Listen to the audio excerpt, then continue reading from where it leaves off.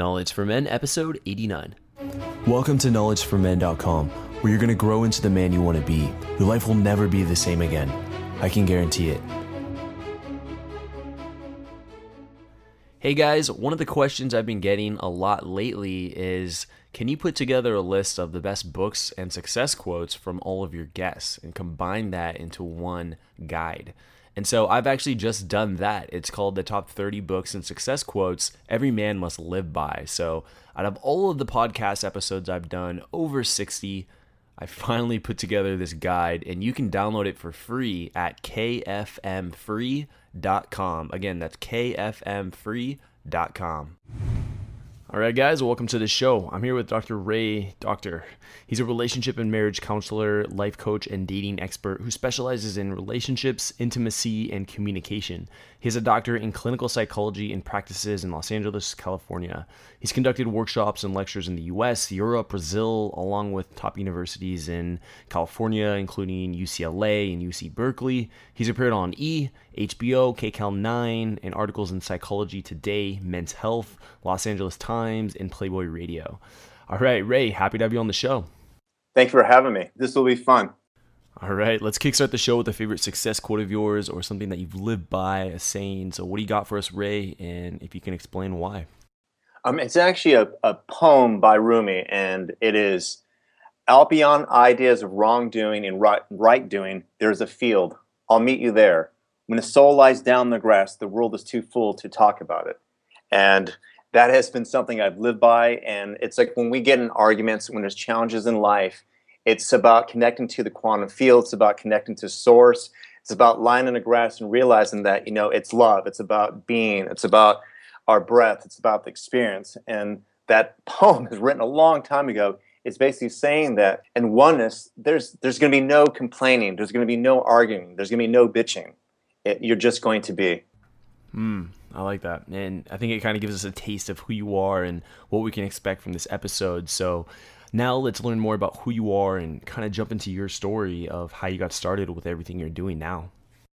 Yeah, I've actually had one of the things that really impacted my life early on is that I've had two near-death experiences. Once when I was 7, when I fell 3 stories, and once when I was 16, I overdosed on PCP. In that, I actually realized there's much more to our challenges and life circumstances that we view.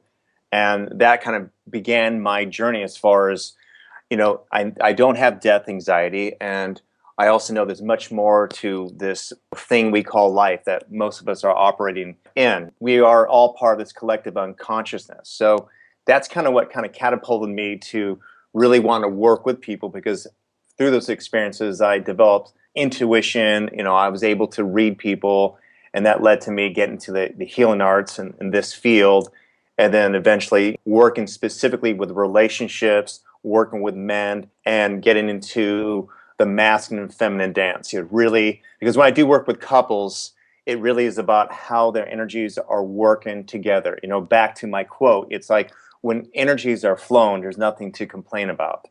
And when a man is living up to his particular principles, he is more vibrant, he's masculine, he's able to polarize women. If a woman is into her feminine and she is comfortable in that, she also, same thing, she's flowing, she is connected to love itself rather than being a needy woman.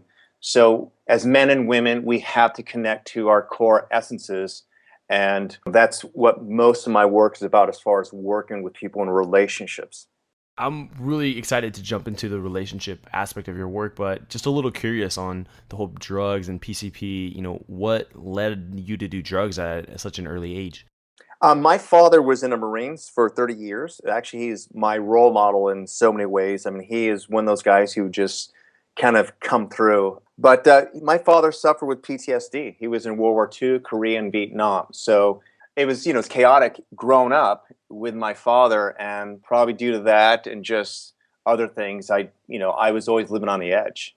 A lot of men live on the edge, and I took it just a little bit more. I was always a little bit more wild. I was never a drug addict. I was never someone who would binge and check out. It was just that, I would do drugs and go to Disneyland, for example. I mean, I just liked being on the edge. Yeah, so just kind of pushing the boundaries of, what's possible in life and experiences. Yes, absolutely. Yeah. And earlier you talked about when a man or a female is in their core essence, that this is like when they're operating at their best. Can you elaborate a little bit more on this? Well, I'll give you an example. I believe that there are 20 principles that a man has to do to attract the life that he wants. It gives you a good basis of what I'm talking about to be really connected to who you are as a man. And one is you are out of survival mode. And the reason for that is that when a man is always in survival mode, he's never grounded. He's always in fight or flight. And he's always looking over the other side of the fence as if there's something better. He's not thriving, and that is not attractive to his community or women. When he's thriving, people can see that he's exuding this confidence. Number two, you have a certain level of certainty about your life and direction. And it's kind of the same thing. You have to have a level of certainty, this knowingness. That might even be that you know you're going to die in 10 days, but you live your life fully and openly. You're not in this place of feeling discombobulated and not able to get on with your life. You have to have a direction where you're going. Otherwise, no one will follow you. You have to live a life with a variety of experiences, challenges, and uncertainties.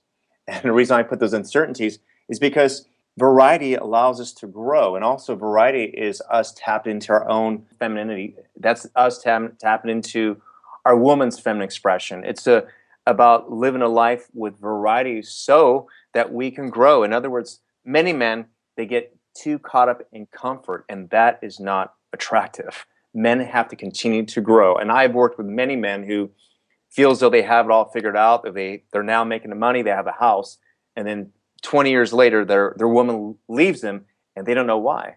It's because they have not been growing. Number four, you accept that everything is exactly the way it's supposed to be, and that is when you fight against the past, you suffer. Suffering is when we have regrets, shame, or whatever, and we're not accepting what had just happened. And men who are fussing about what had happened is very unattractive. Five, you embrace how perfect you are now. Many men are putting who they are in a layaway plan. They're thinking that when I'm this, I'll be attractive, I'll attract the girl, make money, and so forth. And this very now moment, there is someone suffering, and you have a gift to offer. You're perfect the way that you are now. When you realize that you have a greater purpose than what I guess the material world is telling you, you realize that you can do something now to help someone, that you can bring love into someone's life. Number six, you continue to grow and learn new things. You can laugh when you don't have all the answers. It's like not taking life seriously because you realize that there's a much bigger picture to all of this. And not only that, is that humor is very attractive to most people. Life can be challenging. When a man like, just for example, Vince Vaughn, he's contagious, he's funny, he has this way of carrying himself that's very confident, and he's able to bring out joy in others. Any thoughts on these so far, Andrew? Yeah, I'm loving the groundedness. You embrace how perfect you are in this moment and understanding that you're good enough for what you want right now, but you're actively pursuing growth. Absolutely. Number eight is that you're aware that the goodness in your life will always change. And that means a lot of times we end up hoarding our experiences. We end up thinking that this is it. And that comes from a place of insecurity and lack. So again, it's accepting change. It's accepting the feminine. It's accepting how the weather will change. Therefore, you will never be clinging to things. Number nine is you let go of things even if you love them, if this serves a greater good. And that could be a woman. It could be where you know that you are enabling her, and that makes you a really strong man. It could be where it's just a situation where maybe you benefit financially, but you know more people will grow by you walking away. That really shows strength and integrity. Number 10, you have a sense of self beyond circumstances and change. And that goes back to who you are. Like, why are you here? If you were to die tomorrow, have you lived your purpose? Number 11, you don't run from pain, but welcome it with awareness and let it go. I mean, in other words, you're not trying to escape something. You accept that there's going to be pain in life, and that by facing it, you will grow, and you'll also model that for others so they learn how to move through things quickly. Number 12, you have the ability to offer value to another person on a daily basis. Every moment, just even a smile while opening the door for someone can bring light into someone's heart. I mean, we are a walking, breathing gift in every moment. Number 13, you need to feel significant to yourself and to another person. And what I mean by that is, like, think about a lot of the younger men who've actually went on killing sprees. If those men felt significant to someone or to themselves, that would not have happened. There would have been some deeper connection to their heart to where they recognize that what they're doing is wrong. Secondly, they would feel the remorse before it happened. And then third, they'd realize that they have to exist because someone's counting on them. Someone is counting on them. Number 14, you have a positive philosophy of life and a spiritual connection. And you have to have your own philosophy. You have to kind of know why you are here, and it cannot be from what you learned in church or someone else. It has to be something that you embody in your heart, maybe something that you've actually experienced. Number 15, you have the tools and resources to problem solve. Like, you have either a support team, or you've read some books, or you've actually done some coaching where you actually have the skills to discern truth from falsehood, and also realizing whether or not this is a projection, your own shit, or that you just need to keep asking questions to stay curious to see if there's something more to it. Number 16, you understand with love that you cannot help everyone. And that's very important because a lot of guys try to fix things. They take things personally, or they if someone were to hurt him or herself, if they allow that to, I guess, take them down, who is that man going to be for others who are there and ready for the help? We cannot help everyone, and it's something we have to surrender to, because there's a lot of people out there who are saying, can you help me? Can you help me? Number 17, you forgive yourself for every choice that hurts another person. And no matter what, you are going to make mistakes, and that you have to forgive yourself. And I'm not giving you a license to go out there and be an asshole. What I'm saying is that you're doing the best that you're conscious of. And hopefully through that mistake, you will become more mindful and awake and not make that choice again. And that's all you can do. That's why you are here. You are here to grow and to expand your awareness. Number 18, you're comfortable with knowing that some people will not like you. You can't care about that stuff. It is the most unattractive thing also when a man is worried about gossip. For a man to be attractive and to appear as like the alpha male, he is aware some people are not going to like him because he is the alpha male. It's just the way it is. Some people are insecure, and that is okay. That is their path, and it's not your job to get them to like you. 19, you have the ability to receive from others. You are here to learn and grow, and in every moment there's someone also who wants to feel gifted by given to you. So it goes back and forth to be able to give and receive. And number 20, you embrace feminine expressions such as music, art, dancing, or playing. And that's just for you to remind yourself that to not take life so seriously. It's also for you, again, to explore the varieties of life. The varieties of life. And so these 20 principles that you just discussed with us on attracting the life you want, do you find that in your work, in your counseling, are these common things that guys are missing in life? Is that why you bring these out? Here's the thing is that, absolutely they are. There's something in there that's going on, and that's what's creating the suffering, the pain. They're clinging. They're not able to get on with their life. They're not able to attract the job that they want. Absolutely. When someone embodies all these principles, they yield to challenges. They don't feel held down by something. And also, Andrew, is very important that if you live your life to default, like you just feels, oh, it's just fate, and then of course, life is going to be challenging for you. But when you connect to these things, this naturally raises your frequency to where you attract a better life. It's just natural. You attract high quality women. You attract circumstances that serve you better. Okay, so in the context of women and dating, instead of trying to, get the woman, like how do I get that woman that I want? By following these principles, you're suggesting that what's going to happen is these women are going to be attracted to the life that you live and to who you are. Absolutely. Yeah. I mean, it's great to work with men who maybe have this victim mentality. I'll give you an example. I have a client who he worked with me, and he was more feminine, and his wife was was having an affair with two guys. while they're married, and he stayed in a relationship. And he said he allowed her to wear the pants and so forth, and it really brought him down and stuff. And he ended up leaving her, but he still felt very challenged and so forth. And we worked on just like one session, and he was able to separate himself from the circumstances and feel better. And just in that one moment, the next day or 3 days later, he went to the beach and he was there with his daughter. And he said the smoking hot girl just walked up to him and said, "Can I leave my purse, on your towel?" And he said, "Yeah." And I said, energetically, she felt safe that she can put her stuff in your nest. He's like, he was blown away, and they had a conversation, and I think they actually went out. And he was so excited. He's like, "What is this?" I said, "It's polarity. It's also, she sensed something, because at the core, when a man is vibrating in a particular way, we're usually unaware of this, but it attracts that primal biological thing in a woman to feel safe by you.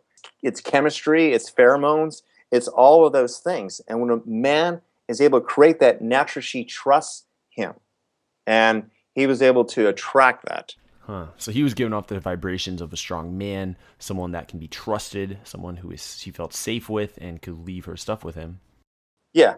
And keep in mind, he still had challenges. This is just one session, but he was vibrating a different way in just 3 days. He attracted that. I'm also sharing this, Andrew, because some people might hear us and think, "Oh my God, I got so much work to do." It's vibration. In a very now moment, you can switch your frequency and attract a hot girl, the job that you want, or something better than what you have right now by belief and practice and just connecting to your passions.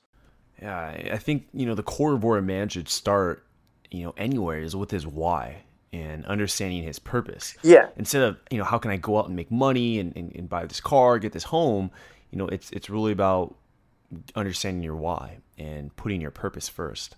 And it's actually in my book, I have this section where it talks about like why a man must have meaning and purpose in order for them to feel successful and fully alive. And that is because no money or career will ever satisfy you. In other words, we are here to grow. In other words, that you never see a well-off businessman like sit back and go, "Okay, I'm done." He never. So when you realize that you're always going to want to grow, otherwise you'll be one of those men who are depressed, or you just die early, young or whatever. My father's 88, and what keeps him alive is the challenges that my mother presents to him. While he's not working anymore, my mother challenges him by, like, now she wants to learn how to do things on the computer, and she's 80. So that would be an example. You have to be challenged. Also, no relationship with another person, no matter how loving it is, can make you love yourself. And you know this. We both know this, that we've probably sabotaged great relationships. We probably have been after beautiful women and we are like that great guy towards them, and somehow they just can't handle our love. They'd rather go out with a guy who treats them like crap. And also, we have our own moments where we don't feel good, and that could be where you lose your job or your father passes away. Well, your woman might not be able to be that container for you to process that. And so you might feel sadness. So what do? Leave her? A lot of times people leave the relationship because they have a bad feeling. And that's being a coward. That's not facing the truth. That is possibly, it could be something wrong in a relationship, but more than often, it's something within yourself. You're thinking that your relationship or your woman is your savior. And no, she's not. She's an extension of who you are. So no relationship, no matter how loving it is, can make you love yourself. The other one I kind of mentioned in the 20 principles that you need to attract your life that you want is you always be in survival mode or seeking mode. And again, it's like if you don't know your purpose, you're going to be going to a coach and saying, I was doing this for a while and it didn't work out. Or you're going to be that guy who has been in school his entire life. I'm talking about, we all are going to school in some shape or form, but he gets his master's, he gets his PhD, he gets another PhD, then he does this, he does that. He's still somewhat in survival and seeking mode. He's not in being. He's not really embracing the man that he is today. Like he doesn't feel like he's enough, and he needs to acquire one more degree so that he can be enough for what he wants. Yeah. It's basically he's adding something externally outside of himself to make him feel complete. Also, you will always be disconnected from your spiritual self. And so if you don't have meaning or purpose, when someone dies or when there's terrorism, or just you're going to look at the life. You're going to look at life as black or white. In other words, you're going to experience sadness, or your moods are going to be contingent on what's going on in the news. But when you have purpose, you realize no matter what, you have to be a soldier and walk straight and forward. And when you do that, it's like you accept that there's change all around you. And no matter what, when there's problems and there's chaos on this planet, there's also beauty and love. And when you walk on this path, you still attract it. You can still see that. Otherwise, you get caught up in a contrast and you start seeing the world more in that negative way. You've been around guys where they complain, they talk about the government, they're into conspiracies, and while yet there might be truth to what they're saying, they're not connected to their purpose, because if they were, they would stop watching all that damn TV. Yeah, and social media. I mean, that's going to kill your time too. Yeah. So you get what I'm talking about. And it's even people who like say they're on the spiritual path. There are guys who are intelligent and doing yoga and all this other stuff, but you'll see their Facebook posts and it's about all the crappy things that are happening. And it's like my mind, I'm thinking that's great to educate, but man, you have a lot of free time on your hands right now. Like, I mean, if you're getting people to sign a petition, if you really are doing something about it, great. But if you're just complaining and just putting a comment out there, I think you have way too much time on your hands. There's so many other things that you could be doing. The other thing of why meaning and purpose is so important is that you will always feel existential loneliness. And existential loneliness is that you've probably had this experience, and a lot of men have that. Like everything seems to be like perfect. You have like the money, you have the girl, or just you're on vacation, and all of a sudden you feel this deep emptiness. It's like you attracted this beautiful thing, and yet it still something feels missing.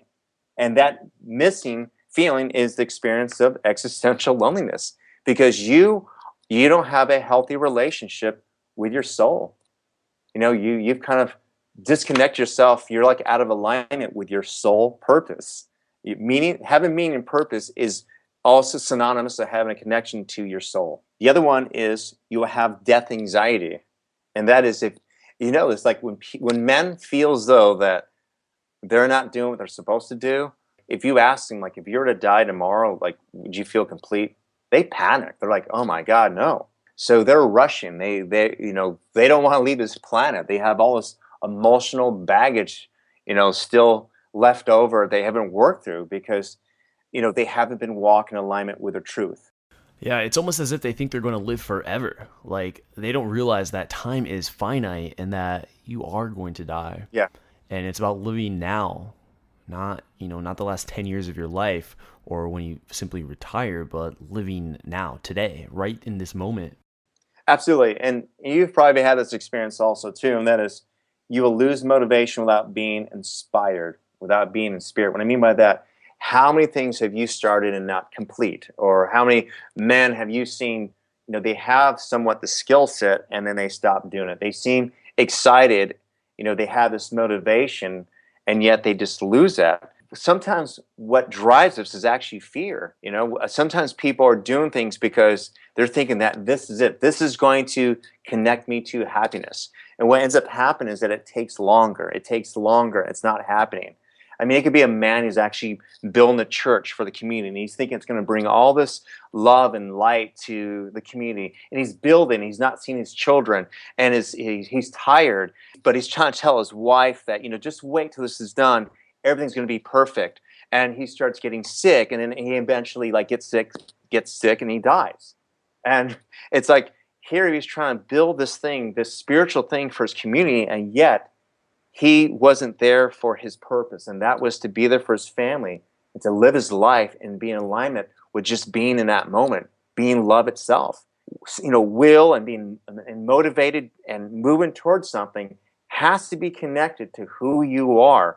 Otherwise, you'll burn out. That's why a lot of people end up burning out on diets and exercising and other things like that. Self-improvement. That self-improvement cannot be because you want to get the girl or you feel as though that people like you more. You have to like yourself more. Who you are has to be connected to spirit, and that will keep you inspired and filled with passion to keep moving forward. And now, Ray, I want to move into the no money or career will ever satisfy you role. You know, all too often we get caught up in business and making money, and then boom, 10 or 20 years have gone by and we feel like something's missing. And all this time has gone by and we're still not fulfilled. Absolutely. Well, it's interesting with money is that because money equals power equals the girl equals vacations or equals respect or whatever it is. But when it comes down to it, I think that we want some peace of mind and we want to experience love and we want to experience freedom. I think at the end of the day, and if we all agree with that, like, why not move towards that and money be an extension of that, or anything that we're doing be an extension of that? Right. And don't get me wrong, I'm all for building a business and entrepreneurship, but for creating a business to allow you to buy freedom to do what you want. You know, a simple question you can ask yourself is, are you enjoying the life that you work for? Yeah, it's awareness, and it's funny because I've been practicing this stuff for a long time, and so about 2 years ago, 3 years ago, I was dating this woman who grandfather was a billionaire. And she inherited some money, and she was well off, and she took me to like the number 2 hotel in the world, and it was this beautiful place somewhere in Santa Barbara. And I know that the Kennedys were there and a bunch of other people. We were like in a jacuzzi, we were nude, and we had a bottle of wine, and we were by these oak trees. And I remember looking at her, and I remember having this experience like I could not receive it fully because I had not paid for it, meaning that it wasn't from what I worked towards. And yet in that moment, I realized, wait a minute, energetically, I attracted this. And why am I not able to receive this? I mean, even though it's coming from a woman, what part of me is blocking this and not seeing this? Because the universe wants to give to you, and that relates directly to being able to receive. Because all this hard doing and doing men do, when do you actually receive the rewards, the money, the happiness? It's when you step back and allow yourself to be open in that receptive place. So it's like I did not have the awareness of that moment. And so it's really about the awareness of your moments. I mean, I have been with some very beautiful women, and then afterwards I'm looking at the ceiling going, that wasn't what I thought it'd be, or oh, I really don't like her, or I really want to get sleep. My thoughts would go to that. I know some men might be hearing this like, dude, I wouldn't do that. Well, you don't know. You really don't know. If you have been with attractive women and you have always been chasing some other dream and you've not been fully centered in your body, no matter if you have the girl or the money, whatever, it's still never enough. And so what are some steps guys can take to start building some of that self-love we're talking about? I'm going to give you a few ideas, and one would be sitting in silence, and whether it's meditating or not, or hiking or sitting by the ocean, it's asking yourself, and that is, why do I exist? What is my purpose? What can I learn today? What is my intentions today? How open can I be today? Questions like that, like really ask yourself these questions and sit with that for at least 10 minutes. See what comes up. That alone, you'll realize that some of the things that come to mind don't make sense because you obviously are not here to please your parents. You're not here to please your boss. You're not here to really do any of those things. There's much more to you than all of that. Ask yourself these questions. If you have a I don't know, you keep doing this until you realize that, wait a minute, I'm here to serve. I'm here to love. I'm here to express. That's one exercise. Another exercise is learning how to be like more mindful. And that itself too it can be done in a meditation technique where you sit with an actual problem. You imagine holding the problem in your right hand. You imagine in your left hand that maybe there's a solution. And you approach whatever it is with as much discernment and openness as possible, as such as you go into experience it as being non-judgmental. You don't judge it, you're just seeing it. You remain flexible. You remain non-reactive. You allow yourself to connect to calmness. You don't allow your emotions to override your consciousness. You stay in the here and now. You realize this is how I see it. This is what maybe is going on. This process is about being present and creating more consciousness to the circumstances. and also introspection. And that is where you're able to really, like, literally describe with words the emotions that you might be experiencing, who's participating, why this might be. But again, regardless of what comes up, there's no attachment to it. You're just seeing it as the benign observer. That's a great technique. Those are two meditation techniques that I guess you say can get rid of the clutter out of a man's mind and connect him to purpose, and also teach him how to like really look at life more objectively. I like this. I value this. But what do you have to say to the guys who are listening who think, man, this just isn't me? Like, I don't do that. I don't ask myself those kind of questions. It's too feminine. It's too spiritual, woo-woo. Not for me. Well, I got a great answer for that, and that is this. When a man is violent, he is in his feminine. When he feels emotional, it could be anywhere, looking at Facebook and he sees something and he finds himself comparing himself to another buddy who maybe has more. He feels like someone else has a hotter girl. In that moment, you're more in your feminine. So regardless if a guy sees this as metaphysics or feminine, most guys slip into feminine without them being aware of it anyway. So why not find tools to ground you back to who you really are? And a great way to kind of describe how the masculine and feminine works is that when you feel something, like when you have an actual emotion, that's a feminine expression.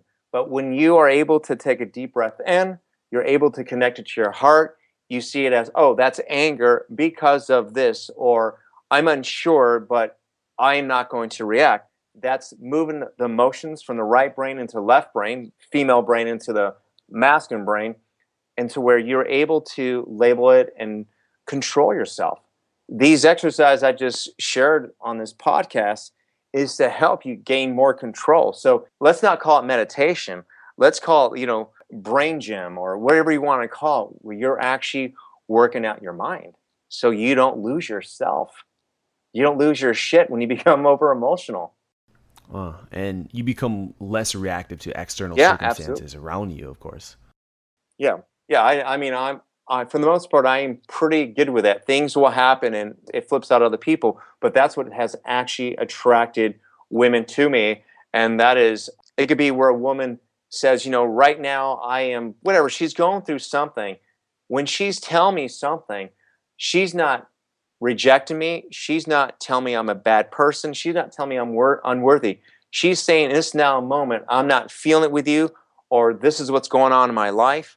I don't turn around and send her a text message and tell her why she should be with me. That would only emasculate myself. It'd make me try to get her to qualify me. I look at that, I still stay strong like a rooted oak tree, and like her emotions being like the wind that's just brushing up against my leaves. It might rip off some of my leaves. It might turn to fall, and they fall to the ground, but I'll grow more. You know what I mean? But I'm not gonna unroot myself like a tree, and leave where I'm at. I'll basically respond with, okay, I'm here. Let me know when you blah, blah, blah. Or I might not respond at all. It's not a big deal to me because I know who I am. And that's what makes that woman usually want to come back at times. Right. And I like that. I'm not going to uproot myself as a tree. Yeah. Consider ourselves all, large oak trees. And, we shouldn't just uproot ourselves the second we see this girl, or if we are in a relationship and it starts going sour, we just uproot ourselves and chase the girl. Yeah. I think we need to stay grounded as men and into the ground, and the bird will come around and sing on your tree. Yes, absolutely. And it happens. I mean, and that makes a man look like a little boy. And it's usually with women more than anything else. And when a man feels rejected or he can't get the girl or whatever it is, he takes it personally. Men are far more feminine and sensitive these days. Back in the day when I guess men are a little more masculine, it'd be like, okay. It'd be like, wow. What surprises me also is because it was much harder to connect with women back then. Most men, you can have 5 women text messaging you at the same time, and yet men will still get emotional, like, oh my God, this is the last one.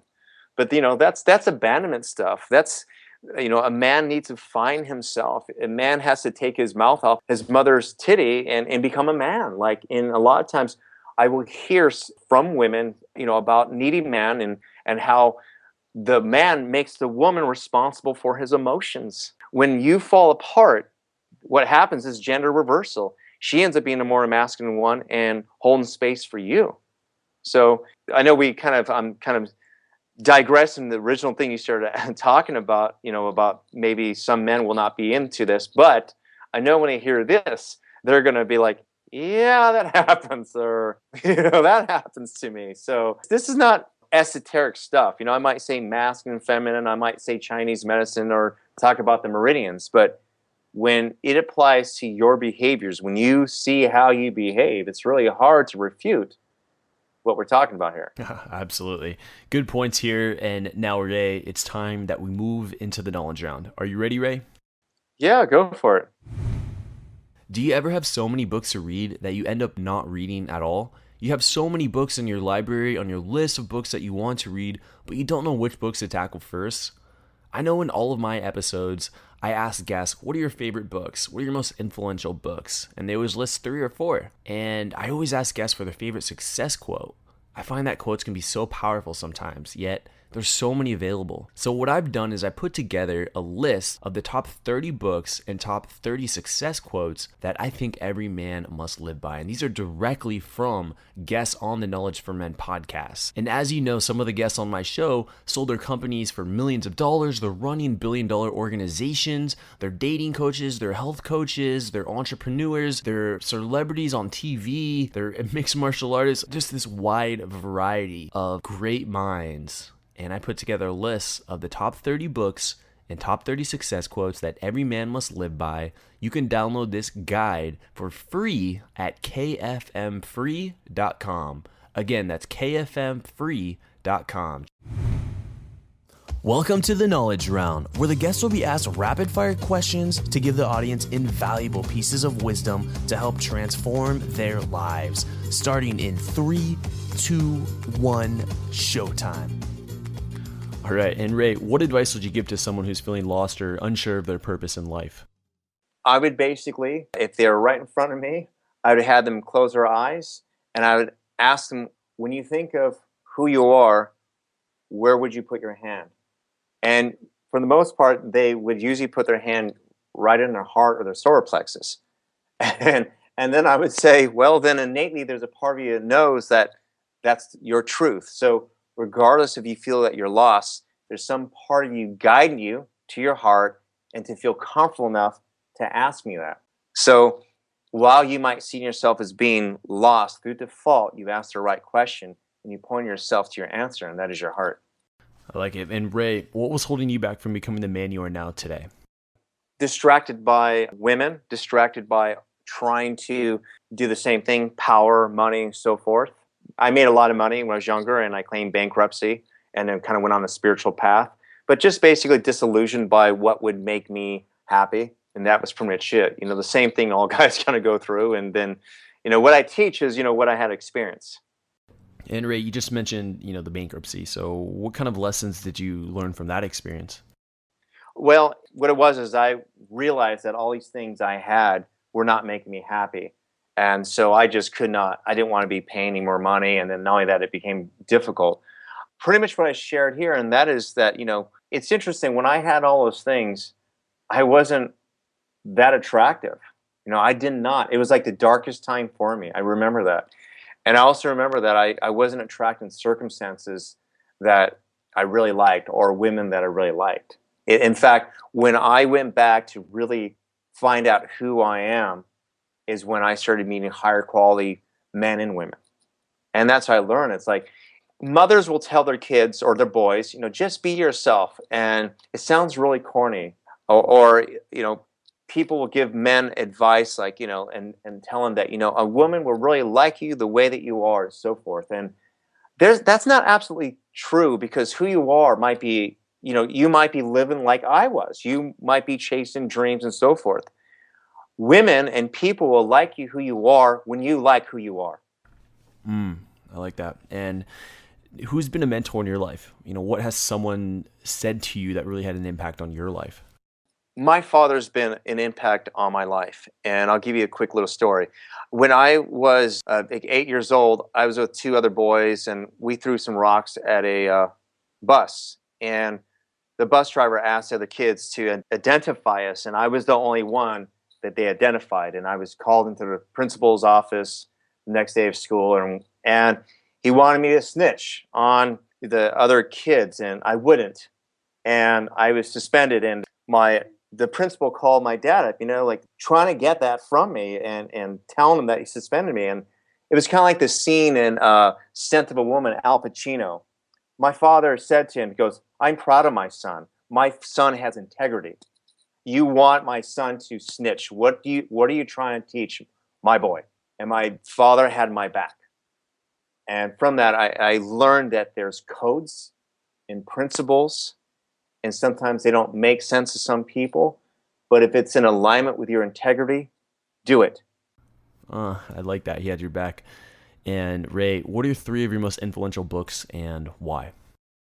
The Developing Mind by Daniel Siegel, it gets into a lot of attachment theory and how we've come to be. Really, really good book. It's unbelievable. I really love that book. It's funny you threw this at me, and I said, yeah, throw it at me. I have so many books. I'm actually looking up at the top of my shelf here as we're doing this to see what I would vote as my favorite book, but I knew that one popped out right away. Yeah, Biology of Belief. Yeah, Bruce Lipton. Oh, that same thing. It gets into cell biology and kind of understanding cells and like how our thoughts create physiological changes in our body and so forth. Really love that. It's just cool also to, have a cell biologist share how, he experimented with like cancerous cells, and they prayed to these cells in a petri dish, and the cancerous cells like died. And this is a scientist. So I just think that's really freaking awesome.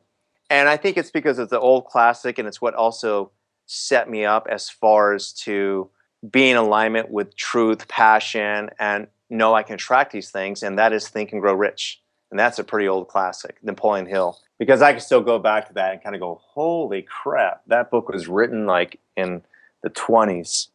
Yeah, it's such a classic book, but every time you read it, you can always pull something out that you didn't see before, and you can just blow your mind away. So it's a classic for a reason.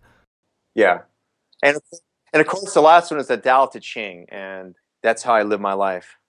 All right. And now, Ray, scenario here for you. Imagine you had 60 seconds with your 20-year-old self. What would you tell him to do, and what would you tell him not to do? I would tell him to be really in your body. I want you, when you eat chocolate, I want you to savor it on your tongue. When you feel the warm water on your back and taking a shower, I want you to be grateful that you have shelter and that you can feel with your skin. When you hear music, I want you to not judge how the chords are being played, but the fact that your ears are able to hear music. When you love, whether it ends or whatever, that you are grateful to have the experience to be loved and love another person. It would be just to be, really be, be love itself, and that would be it. Sounds like to be really grateful for life. Yeah. And what would you tell him not to do? Everything that he did before. It would be the opposite of what I just shared, and that would be, don't keep chasing something outside of yourself. Don't chase the external things. Just be. Just be. Yeah, very good. And now just kind of reflecting back on your past and looking at where you were, what you've been through, and where you are now, and the lives that have been impacted through your journey, what would you say is your philosophy on life and success? I think that when you are in alignment with source energy, that life happens, that the universe is yielding to your command. With that being said, if you know that message, you're here to share that with others, and that becomes your craft. And all things that you do, whether you're waiting at a bus stop, that you have a way for others to see how happy you are and that you are radiant, whether someone's asking for help and you're too tired to help out, but you realize that this can save a life. It's about connecting to your source, living your life that way, and being able to share that with others, creating a community of love. I really like that. I really do. And Ray, what's exciting you today? What's getting you out of bed in the morning? I've actually had a turning point in my life it's interesting, and that is for the first time I'm actually really learning how to receive. I mean, while I preach all this stuff here, that a lot of amazing men have been showing up who are saying, you saved my life or you helped me out. I am creating products and stuff, and stuff costs money, and I need the manpower, and people are showing up. So I guess you say that all the people I've helped out, they're kind of all showing up to contribute now to, my success. And that's pretty amazing. And also just, I don't know, I just, more and more, I can really see what people see in me. I mean, I'm saying it humbly, and that is that, people will compliment me. People will tell me how amazing I am. For the first time in my life, I'm really kind of going, oh. I mean, I'm not walking around like with a big head, but all of us want to feel that. All of us, we're all, I mean, what if, Andrew, that you were given 100 compliments today and you didn't hear them? Then tomorrow you still be working and trying really hard again to better yourself, to maybe to really recognize that. And yet 100 people already told you. If you can't hear from others, you probably can't hear, within yourself. And that's what's exciting about what I've been experiencing today in my life in general. Wow, I'm so excited for the upcoming projects you have. And now, Ray, give yourself a plug so the audience can follow up with you. I have 2 websites. My main website is raydoktor.com. That's RAYDOKTOR.com. And my other websites for more, I'm in Santa Monica. That's for like the local people here. And that is wholeminds.com. And that's WHOLEMINDS.com. And I have a lot of videos on YouTube. And my YouTube channel is youtube.com/Ray Doktor. And that's RAYDOKTOR. And that really is my last name. So it's really Doktor, but it really sounds goofy when people put together. They think of an 80s song or 70s song. And thank you, Ray, for being on the show and sharing your story, life lessons with my community. You've truly left an impact and a mark here on the podcast. So thank you again. Oh, you're welcome. All right. And that's going to wrap up episode 89 with Ray Doktor. Thank you for listening to the Knowledge for Men podcast show. It's been a pleasure having you be a part of a thriving community of men who want to crush it in all aspects of life. I'm on a mission here to inspire millions of guys, and with your help, we're going to make a dent in the universe. Check out knowledgeformen.com for a ton of free content that's designed to help you live a remarkable life. Again, that's knowledgeformen.com.